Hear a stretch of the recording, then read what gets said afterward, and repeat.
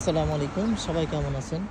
আশা করি সবাই ভালো আছেন। আমরা আসছি একটা হলো ঝিনুকের ভিতর থেকে ওই মাংসের ওই অংশটা নেওয়ার পরে যে উচ্ছিষ্ট অংশটা থাকে, এটা হলো সেই উচ্ছিষ্ট অংশ। এখানে অনেক মাছি এবং পোকামাকড় পড়ছে। এখানে বিষয়টা হলো যে প্রতি বছর 30 আম, 30 মিলিয়ন টন সাউথ কোরিয়াতে এই ঝিনুকের উচ্ছিষ্ট অংশ জমা হয়। আহ, অনেক এটা অপচনশীল একটা পলিথিনের মতো একটা জিনিস। এটা অনেক দিন সময় লাগে এটার ইয়েতে। আমাদের কুষ্টিয়া মেহেরপুরের একজন বাঙালি প্রফেসর আছেন, যিনি এর উপরে পিএইচডি করছেন, এগুলো রিসার্চ করে যে এটা কীভাবে রিসাইকেল করা যায়। খায়রুল ইসলাম ভাই, ওনার সাথে আমাদের পরিচয় হয়েছে গত ঈদের দিন।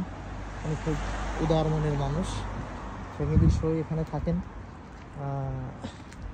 খুবই মানে আতিথেয় পরায়ণ লোক, এবং ওনার কাছে কেউ আসলে অথবা বাঙালি কেউ পাইলে উনি একবেলা না আহার করে ওকে না খাওয়ায় ছাড়েন না। অ্যাকচুয়ালি উনি যেরকম শিক্ষিত হয়েছেন, ওনার মন মানসিকতাও ঠিক তদ্রূপ পরিবর্তন হয়েছে।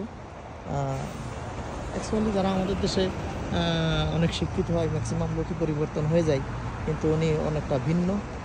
দোয়া করি উনি ভালো থাক, সুস্থ থাক এবং পরিবার নিয়ে যেন দিনের উপর চলতে পারে, সেই তৌফিক আল্লাহ তাকে দান করুক। সবাইকে টংয়ান থেকে মোহাম্মদ ইউনুস আলী, ধন্যবাদ।